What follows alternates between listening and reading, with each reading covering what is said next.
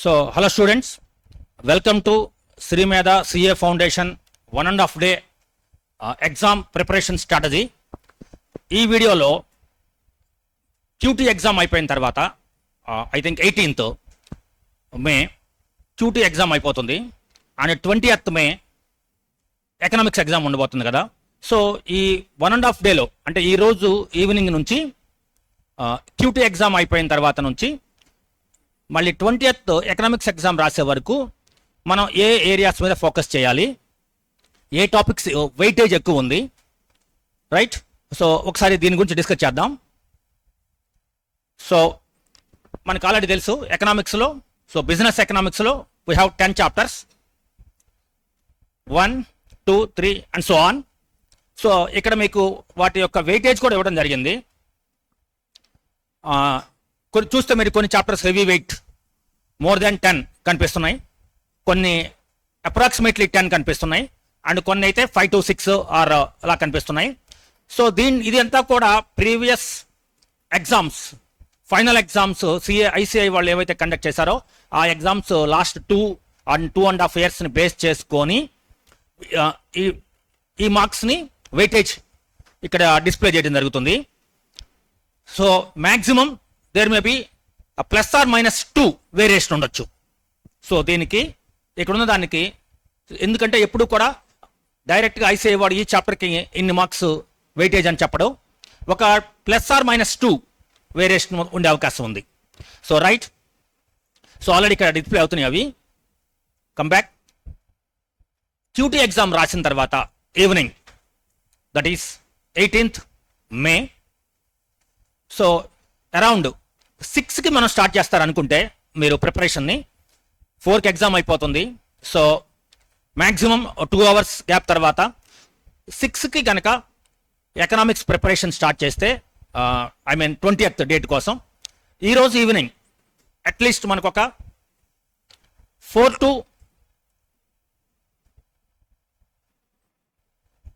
to 5 hours ప్రిపరేషన్కి chance ఉంది ఈరోజు అయితే, that day I mean QT exam రాసిన ఈవినింగ్.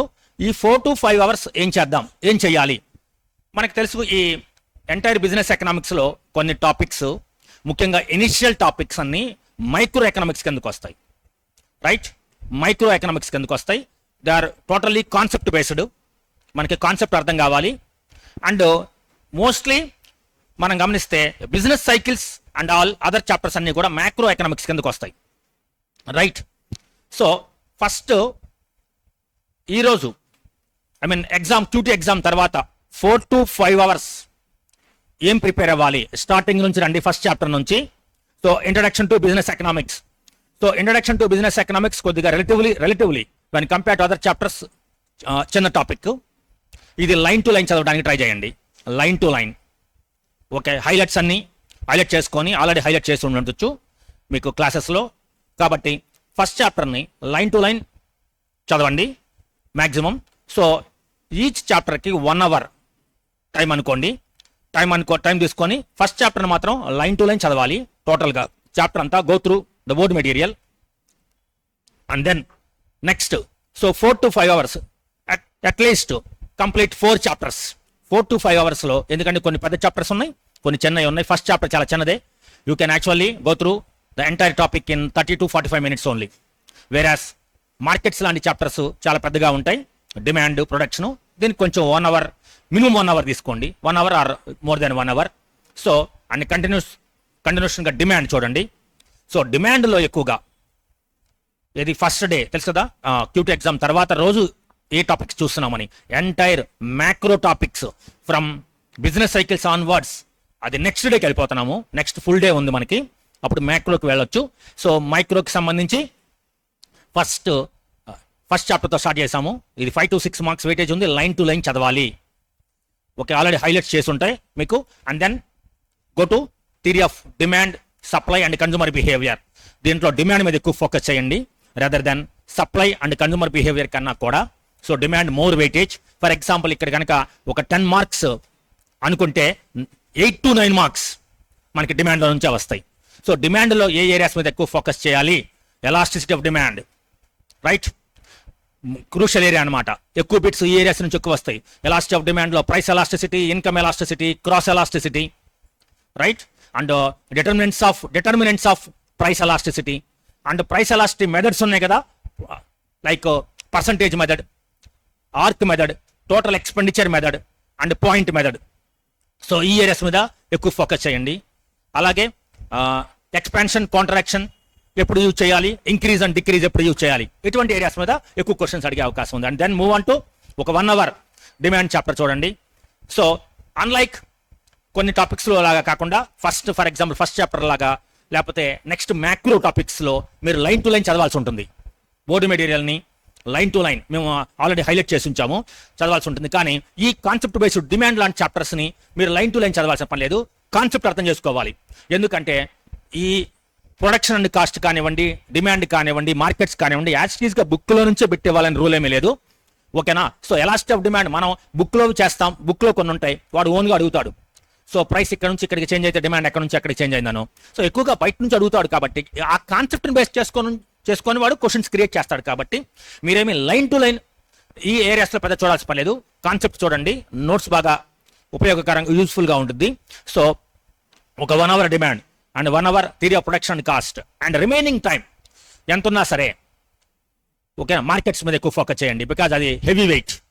మీరు గమనించారు కదా, టోటల్గా ఎంటైర్ ఎకనామిక్స్లో ఎక్కువ వెయిటేజ్ ఉంది.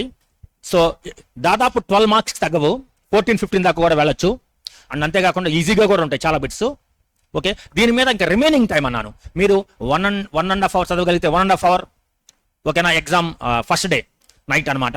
అండ్ 2 hours అయితే 2 hours దీని మీద బాగా ఫోకస్ చేయండి. So that first day 4 to 5 hours first 4 topics complete చేసుకోండి, రైట్, అప్ టు మార్కెట్స్ వరకు. ఇవన్నీ కూడా మైక్రో ఎకనామిక్స్ కిందకు వస్తాయి ఈ టాపిక్స్ అన్ని. అందుకే చెప్పాను ఫస్ట్ డే మైక్రో ఎకనామిక్స్ మీద ఫోకస్ చేస్తున్నాం. అండ్ నెక్స్ట్ డే మార్నింగ్ ఎలా ఉంటుందంటే మొత్తం మ్యాక్రో టాపిక్స్ వస్తాయి.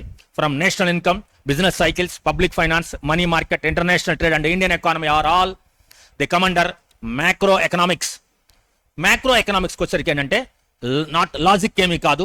సో డిమాండ్ లాగానో, ప్రొడక్షన్ లాగానో, సో యావరేజ్ కాస్ట్ ఎలా ఉంటే మార్జినల్ కాస్ట్ ఏమవుతుందనో, ఓకే, ప్రైస్ ఎలాస్టిసిటీ అనో ఇంకోటో కాదు, కాన్సెప్ట్ కాదు, లైన్ టు లైన్ చదవాల్సినవి. ఇది జనరల్ టాపిక్స్ ఉంటాయి, అండ్ మీరు వీటిని మ్యాక్సిమం ఎక్స్టెంట్ మీ కొన్న టైం అవైలబిలిటీని బట్టి లైన్ టు లైన్ చదువుతూ వెళ్ళాలి.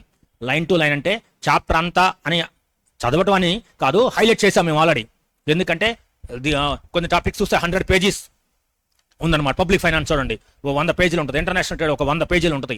సో ఉన్న లిమిటెడ్ టైంలో ఈ 100 pages చదవటం అని కాదు, వీలెంతవరకు చదవాలి. అండ్ దట్టు అందుకోసం మేము ఏం చేస్తున్నాం, ముందే మీకు హైలైట్ చేస్తున్నాం. ఈ టాపిక్స్ అన్ని ముందే హైలైట్ చేసి ఉంచాం, ప్రతి పేజ్ ఏమి చదవాలి అని. So you must go through each and every line, ఓకేనా, యాజ్ మ్యాక్సిమం యాజ్ పాసిబుల్. ఎంత వీలైతే అంత ఈ చాప్టర్స్ని చదవాలి. సో 1 day అంతా కూడా నెక్స్ట్ డే. సో ఎక్కడ మొదలు పెడుతున్నారు, సో బిజినెస్ సైకిల్స్తో స్టార్ట్ చేయండి, రైట్. సో చిన్న చాప్టర్ ఒక 1/2 hour ఆర్ 1 hour, రైట్. మొత్తం చాప్టర్ అంతా చూసి బిట్స్ ప్రాక్టీస్ చేయండి. And don't forget summary. ప్రతి చాప్టర్ వెనక సమరీ ఉంది. ఈ ఫస్ట్ చాప్టర్ నుంచి లాస్ట్ చాప్టర్ వరకు సమరీ మాత్రం మొత్తం చదివి హైలైట్ చేసుకోండి. సమరీ అంటే చాప్టర్ ఎండింగ్లో ఉన్నటువంటి హైలైట్స్ అనమాట ఆ టాపిక్లోని. సో బిజినెస్ సైకిల్స్తో స్టార్ట్ చేయండి, లైన్ టు లైన్ చదవండి.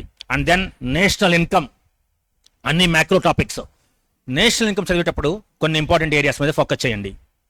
So national income concepts. So national income concepts ఉన్నాయి, లైక్ జీడిపి అంటే ఏంటి, జిఎన్పి అంటే ఏంటి, ఎన్డిపి అంటే ఏంటి, ఎన్ఎన్పి అంటే ఏంటి, ఓకేనా. So GDP at factor cost అంటే ఏంటి, జీడిపి అట్ మార్కెట్ ప్రైస్ అంటే ఏంటి, రైట్. ఇటువంటి ఏరియాస్. నామినల్ జీడిపి అంటే ఏంటి, రియల్ జీడిపి అంటే ఏంటి. So most important areas nominal GDP, real GDP and how to calculate the GDP డిఫ్లేటర్స్.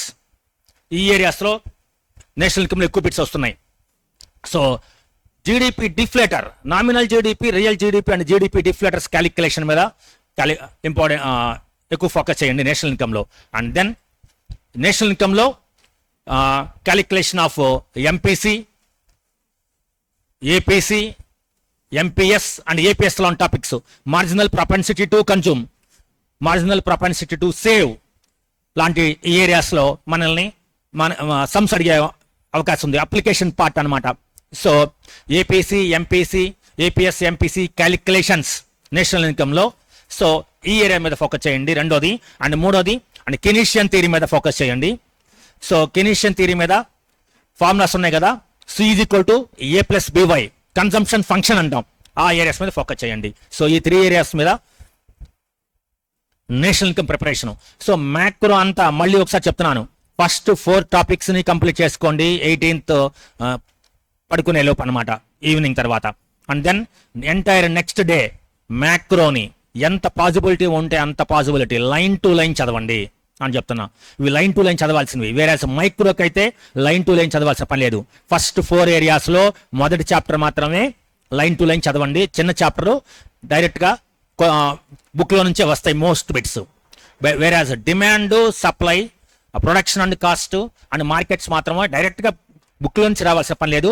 ఆ కాన్సెప్ట్ బేస్ చేసుకొని వాడు ఓన్గా క్వశ్చన్స్ అడుగుతాడు కాబట్టి మీరు మరీ లైన్ టు లైన్ చదవాల్సిన పని లేదు. హైలైట్స్ అని చదువుకుంటూ వెళ్ళండి. సో మ్యాక్రో పార్ట్ మాత్రమే business cycles and then national income 2 topics. And then move on to public finance. ఒక హెవీ టాపిక్ అనమాట, చాలా హెవీ టాపిక్. ఇందులో 4 యూనిట్స్ ఉన్నాయి. సో లైన్ టు లైన్ చదవాలి ఇవన్నీ కూడా. Second day, next day 1 day ఉంది కదా, ఎంత వీలైతే అంత 100 పేజెస్ ఉన్నా సరే భయపడాల్సిన పని లేదు. సో పబ్లిక్ ఫైనాన్స్లో ఎస్పెషల్లీ 4 యూనిట్లు ఉన్నాయి. కొన్ని యూనిట్స్ మీద ఎక్కువ ఫోకస్ చేయండి. అందులో ముఖ్యంగా బడ్జెట్ ప్రిపరేషన్ మీద ఎక్కువ ఫోకస్ చేయండి. హౌ టు ప్రిపేర్ బడ్జెట్, ఓకేనా? అందులో బడ్జెట్ డెఫిసిట్ అంటే ఏంటి, ఫిస్కల్ డెఫిసిట్ అంటే ఏంటి, ప్రైమరీ డెఫిసిట్ అంటే ఏంటి, రెవెన్యూ డెఫిసిట్ అని అప్లికేషన్ పార్ట్ న్యూమరికల్ సమ్స్ ఇచ్చే అవకాశం ఉంది. వాడు కొన్ని ఫిగర్స్ ఇచ్చి మిమ్మల్ని అందులో నుంచి బడ్జెట్ తయారు చేయటం, లేకపోతే ఫిస్కల్ డెఫిసిట్ ఎంతో క్యాలిక్యులేట్ చేయండి అంటాం జరగచ్చు. కాబట్టి పబ్లిక్ ఫైనాన్స్లో లైన్ టు లైన్ చదువుతున్నారు, హైలైట్ చేసినవని చదువుతున్నారు. బట్ ఎక్కువగా ఫోకస్ అంతా కూడా ఈ బడ్జెట్ మీద అండ్ ఆల్సో ఫిస్కల్ పాలసీ మీద ఎక్కువగా ఫోకస్ చేయండి ఉన్న 4 యూనిట్స్లో. రైట్, ఎక్కువగా ఈ 2 ఏరియాస్ మీద ఎక్కువ ఫోకస్ చేయండి. Budget preparation and budget concepts and fiscal policy మీద ఎక్కువగా ఫోకస్ చేయండి. And then another money market. Money మార్కెట్కి సంబంధించి మనీ థీరమ్స్ చదవండి. మనీ థీరమ్స్, అలాగే money demand, money supply, monetary policy మీద ఎక్కువగా ఫోకస్ చేయండి. ఈ మొత్తంలో most important area monetary policy. Okay, so monetary policy ఎవరు డిజైన్ చేస్తారు, ఎవరు ఇంప్లిమెంట్ చేస్తారు, అండ్ వేరియస్ కాన్సెప్ట్స్ మానిటరీ పాలసీలోని CRR, SLR, repo rate, reverse repo rate, bank rate, open market operations లాంటి ఏరియాస్ మీద ఎక్కువ ఫోకస్ చేయండి. Okay, so money market. And then international trade, another very big chapter, huge chapter, like public finance లాగా అనమాట. Almost it consist of 100 pages ఉంటుంది. So line to line highlights దాదాపుగా మేము already highlight చేసాము, ఎక్కడెక్కడ ఏ ఏరియా మీద focus చేయాలని చెప్పి. సో ఇంటర్నేషనల్ ట్రేడ్ 5 యూనిట్స్ ఉన్నాయి. ఓకేనా, all are equally important. 5 chapters కూడా ఇంపార్టెంట్. ఎస్పెషల్లీ ఫారిన్ ఇన్వెస్ట్మెంట్స్ ఎక్కువగా ఫోకస్ చేయండి ఈ ఏరియాలో. అండ్ టారిఫ్స్, సో మీద ఎక్కువగా ఫోకస్ చేయండి. Different type of tariffs, right. And next trade policy, international trade policy and foreign investments మీద ఎక్కువగా ఫోకస్ చేయండి. And also last Indian economy, ఫైనల్గా నెక్స్ట్ డే అనమాట. ఇవన్నీ ఆల్మోస్ట్ 6 చాప్టర్స్ కంప్లీట్ చేస్తున్నాం.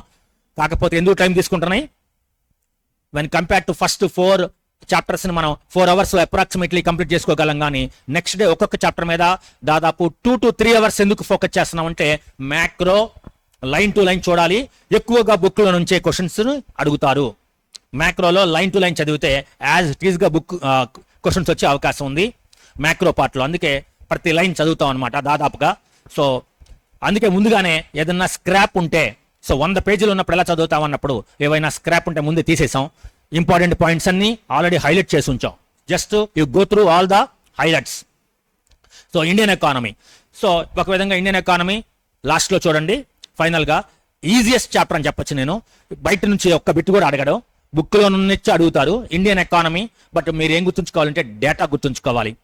ఇక్కడ ఇండియా ఏ ర్యాంకులో ఉంది, ఏ ఏరియాలో ఇండియా ఏ ర్యాంకులో ఉంది, in the production of for example అగ్రికల్చర్లో ప్యాడీ ఇండియా ఎన్నో ప్లేస్లో ఉంది, మిల్క్లో ఇండియా ఎన్నో ప్లేస్లో ఉంది. ఇట్లాంటివి చాలా ర్యాంకులు కానీ న్యూమరికల్ డేటా ఉంది. So it is memory based, not పెద్ద కాన్సెప్ట్ ఏమి లాజిక్ ఏమీ లేదు ఇక్కడ.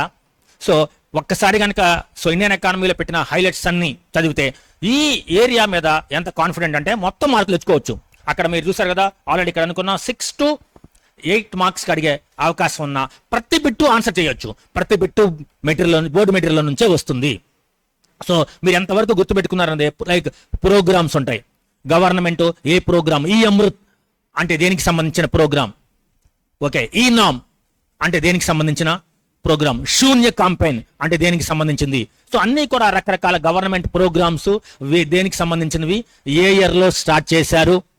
కాబట్టి ఇది ఒక ఈజియెస్ట్ చాప్టర్ ఒక విధంగా చెప్పాలంటే, ఎందుకంటే ఫుల్ స్కోరింగ్ అనమాట. అందులో నుంచి ఎన్ని ఇచ్చినా, అన్లైక్ మిగతా చాప్టర్స్ లో ఏమైనా మనకి 1-2 బిట్స్ మిస్ అవుతాయేమో కానీ ఈ చాప్టర్ లో everything can be answered only based on book. మీకు బుక్ లో మెమరీ బేస్డ్ అనమాట, బుక్ చదువుకుంటే చాలు ఈ చాప్టర్ వరకు మాత్రం.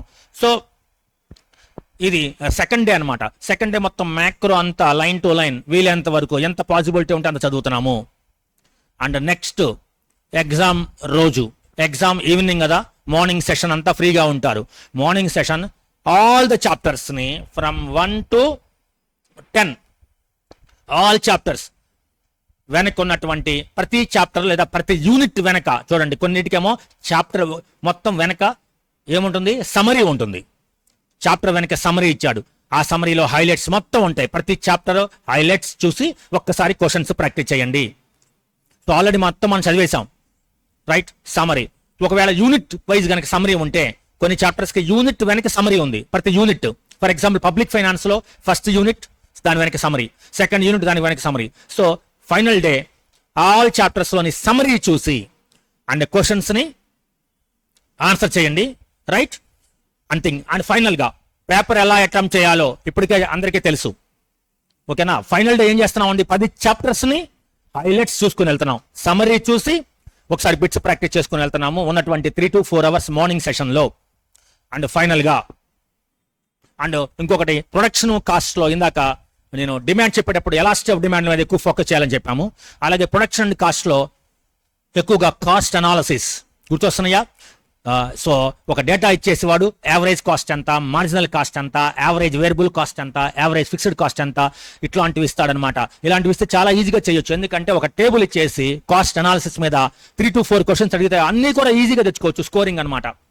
So production, so law of variable proportions లో labour, number of labour, total production, average production, marginal production మీద కూడా అడిగినా కూడా ఈజీగా ఆన్సర్ చేయొచ్చు, రైట్.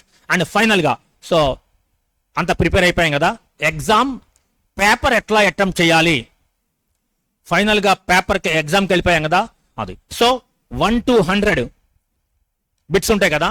సో కొన్ని ఈజీగా ఉంటాయి, కొన్ని యావరేజ్ గా ఉంటాయి, కొన్ని టఫ్ గా ఉంటాయి. ఇది పేపర్ యొక్క స్ట్రాటజీ. ఐసీఐ వాళ్ళేమి అన్ని బిట్లు ఈజీగా ఇవ్వరు, అన్ని బిట్లు టఫ్ గా కూడా ఇవ్వరు. Should be neither two easy Nar two tough, right. So ఎలా ఆన్సర్ చేయాలి పేపర్ని, ఫస్ట్ ఇప్పుడు ఈజీగా ఉన్న బిట్స్ ని ఆన్సర్ చేయాలి. ఇది మళ్ళీ నేను క్లాసుల్లో కూడా చెప్తున్నాను, ఓకేనా. ఆర్డర్లో చేయాలనే రూల్ ఏమీ లేదు. ఫస్ట్ బిట్ ఈజీగా ఉంది అంటే నా ఉద్దేశం అట్ ఏ గ్లాన్స్ ఇలా చూడగానే ఆన్సర్ తెలిసిన బిట్స్ ఫస్ట్ ఆన్సర్ చేయాలి. టైం తీసుకునేవి, ఆలోచిస్తే పెట్టగలిగినవి, ఓకేనా, మనకి తెలియనివి ఫస్ట్ రౌండ్ లో బిట్స్ ఆన్సర్ చేయకూడదు.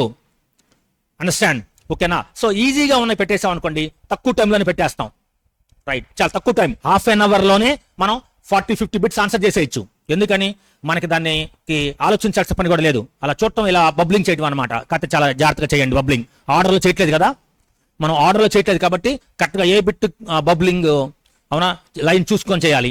సో అలా ఫస్ట్ అరగంటలోనే ఈజీగా ఉన్న బిట్స్ అని ఆన్సర్ చేసినప్పుడు మనకి ఇంకా 1.5 hour టైంలో ఇక రిమైనింగ్ బిట్స్ చేసేయచ్చు అనమాట. సో రిమైనింగ్ బిట్స్ కి టైం తీసుకొని ఆలోచిస్తే వచ్చే బిట్స్ అలాంటివి సెకండ్ రౌండ్ లో ఆన్సర్ చేయండి. అప్పుడు మనకి బాగా టైం ఉంది కాబట్టి. అంతేగాని మీరు ఫస్ట్ బిట్ తర్వాత రెండో బిట్ కొంచెం బాగా టైం తీసుకుంటుంది అనుకోండి, వెంటనే చేయాల్సిన పని లేదు. దీనివల్ల ఏం జరిగింది, టైం అయిపోతూ ఉంటుంది, టైం కన్జ్యూమింగ్, రైట్. సో ఇది ఆల్రెడీ డిస్కస్ చేయడం జరిగింది కాబట్టి ఫస్ట్ ఈజీగా ఉన్న బిట్స్ ఆన్సర్ చేయండి. అండ్ రెండో రౌండ్ లో ఓకేనా ఆలోచిస్తే కొంచెం టైం తీసుకుంటే 1 or 2 minutes పెట్టగలిగినవి రెండో రౌండ్ లో ఆన్సర్ చేయండి. రిమైనింగ్ ద టఫెస్ట్ బిట్స్ ఏవైతే ఉన్నాయనుకోండి మనకి ఇంకా చాలా టైం ఉంటుంది, ఎందుకంటే ఫస్ట్ 2 కేటగిరీస్ బిట్స్ ఆన్సర్ చేసేసాము, ఈజీ చేసాము, యావరేజ్ చేసాము. టఫ్ బిట్స్ టైం తీసుకోండి, ఒక్కో దాని గురించి టైం తీసుకోండి. టైం తీసుకొని ఓకే 99% కరెక్ట్ అనిపిస్తుంది అనుకుంటే ఆన్సర్ చేయండి, లేకపోతే జస్ట్ లీవ్ ఇట్ అనమాట. రైట్, ఏది ద టఫెస్ట్ బిట్స్ ఎందుకు అన్నామంటే మనకి నెగిటివ్ మార్కింగ్ ఉంది కాబట్టి. వేరే అదే ఇదే CMAకి అయితే అన్ని బిట్స్ చేసేయచ్చు అని చెప్తాం. రైట్, సో ఈ విధంగా ప్రిపేర్ అయ్యి వెళ్ళండి. So all the best.